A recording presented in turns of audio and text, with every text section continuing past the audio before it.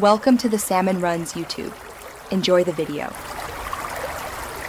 In this video, I will explain how to create low-fidelity wireframes.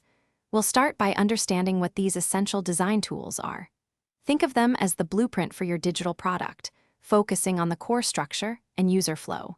They are incredibly useful for quickly iterating on ideas and getting early feedback without investing too much time or resources into detailed visual design. This easy method will help you get started right away. To get started with low-fidelity wireframes, you really don't need much. Grab some plain paper, a pencil, and an eraser. A ruler can be helpful for keeping things neat, but it's not strictly necessary. For a slightly more organized approach, sticky notes are fantastic for moving elements around. If you prefer digital, simple drawing tools or dedicated wireframing software can also be used, but paper is often the quickest. When creating your wireframes, concentrate on the fundamental elements. Think about the main content blocks where your navigation will sit and how users will move through the interface.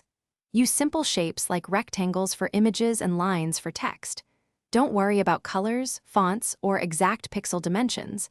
The goal is to define the structure and functionality, not the final aesthetic. Aim for clarity in your layout.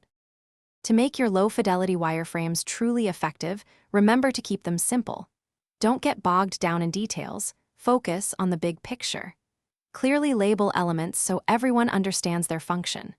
Most importantly, share your wireframes with others and gather feedback. This early input is invaluable for identifying potential issues and making quick adjustments, saving you significant time and effort down the line. Thanks for watching. Consider subscribing if we helped you.